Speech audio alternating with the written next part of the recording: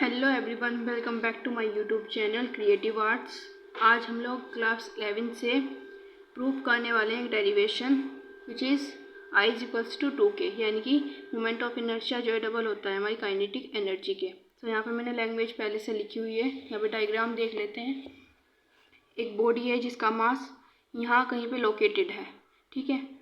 और यहाँ से हमारे पार्टिकल्स हमने दिखाए, यहाँ पे बहुत सारे particles, n number of particles हैं जिनकी velocity v1, v2, v3 dot dot vn है।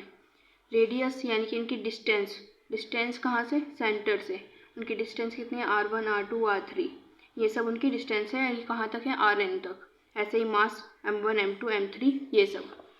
तो अब यहाँ पे मैंने लैंग्वेज लिखी हुई है, ये देखिए। Let us consider a body made by small n number of particles. The mass of particle are m1, m2, m3 dot dot mn। Velocity है v1, v2, v3 dot dot vn and the distance is r1, r2, r3 and rn। So start करते हैं। देखिए, kinetic energy का formula क्या होता है। Kinetic energy equal होती है 1/2 mv² एंड ये मास इंटू में वेलोसिटी का स्क्वायर।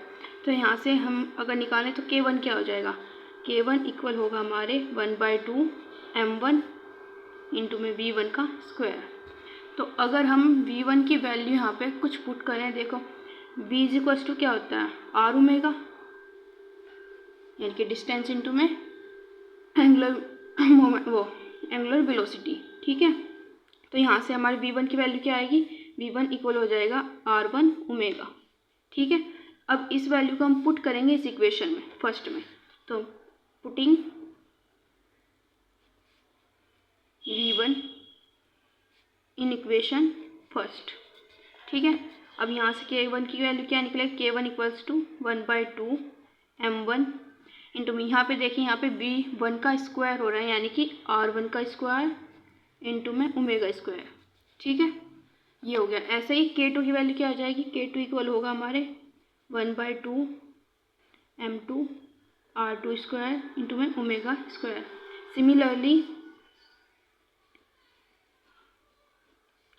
हमारी Kn की वैल्यू क्या होगी, Kn इक्वल हो जाएगा 1/2 mn इंटू में rn स्क्वायर इंटू में omega.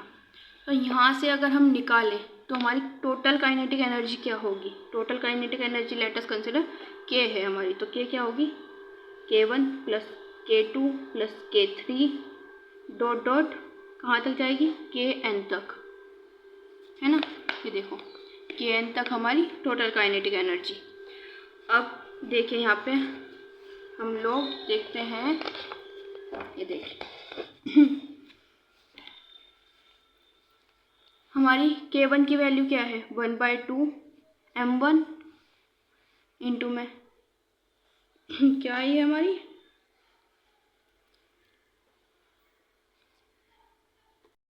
1/2 m1 r1 square into में omega plus 1/2 m2 r2 square into में omega plus dot dot plus कहाँ तक जाएगी, ये हमारी हो जाएगी 1/2 mn rn स्क्वायर ओमेगा तक, ठीक है, यहाँ तक। तो अब अगर हम यहाँ पे देखें तो 1/2 और ओमेगा हमारा सब में से कॉमन आ सकता है।